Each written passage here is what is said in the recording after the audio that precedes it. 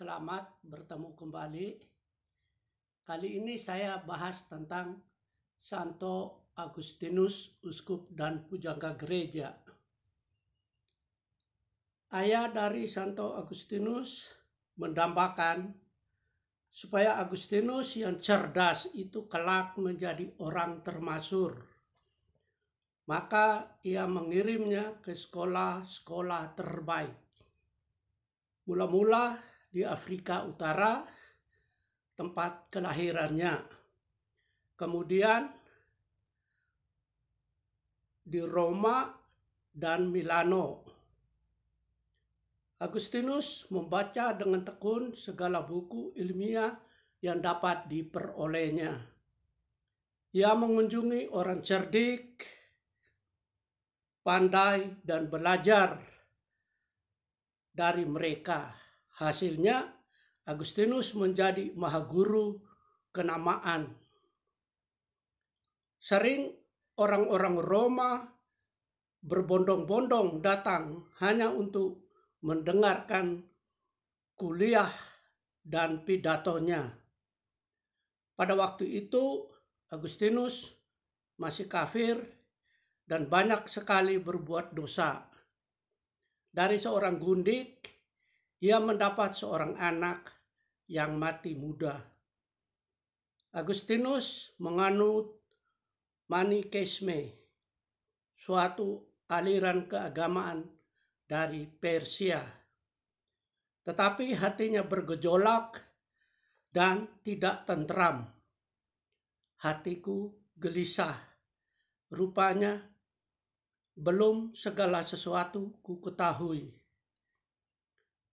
Santa Monica, ibunya, sejak mula niscaya mengatakan bahwa Agustinus harus membaca sabda Tuhan dan Injil.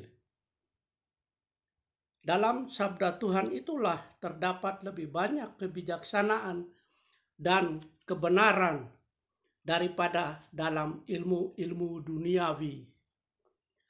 Agustinus terelak mencemooh kitab suci, terlalu sederhana bagiku. Tak akan menambah pengetahuanku sedikit pun. Tetapi Ibu Monica tetap tabah dan berdoa terus agar anaknya mau menjadi Kristen.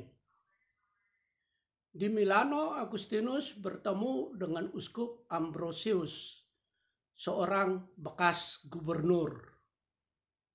Agustinus menyaksikan dari dekat hidup para biarawan yang bahagia dan mengikuti suatu tata tertib yang tegas. Mereka bijaksana dan ramah. Agustinus tersentuh hatinya dan mulai berpikir, Injilkah yang menjiwai hidup mereka itu? Ia mulai merenung dan bersamadi. Suatu hari ia mendengar suara seorang anak, namun tak terlihat. Ambil dan bacalah. Agustinus menjamah kitab Injil itu, membukanya dan membacanya. Marilah kita hidup sopan seperti dilakukan orang pada siang hari. Jangan berpesta pora, mabuk-mabukan, jangan berbuat cabul dan menuruti hawa nafsu. Jangan berkelahi dan iri hati. Kenakanlah Tuhan Yesus Kristus sebagai perlengkapan senjata terang. Dan janganlah merawat tubuhmu untuk memuaskan keinginannya. Roma bab 13 ayat 13 sampai dengan 14. Agustinus yang telah banyak mendalami filsafat itu akhirnya terbuka pikirannya dan melihat kebenaran sejati, yakni wahyu ilahi yang dibawakan oleh Yesus Kristus. Ia dibaptis pada usia 32 tahun. 7 bulan sesudahnya ibunya meninggalkan putranya menghadap Bapa dengan tenang. Agustinus kembali ke Afrika. Di tanah kelahirannya itulah ia ditabiskan imam dan pada usia 41 tahun diangkat menjadi uskup kota Hippo. Ia menggoreskan rasa syukur dan terima kasihnya kepada Tuhan dalam bentuk nyanyian dan banyak buku yang ditulisnya.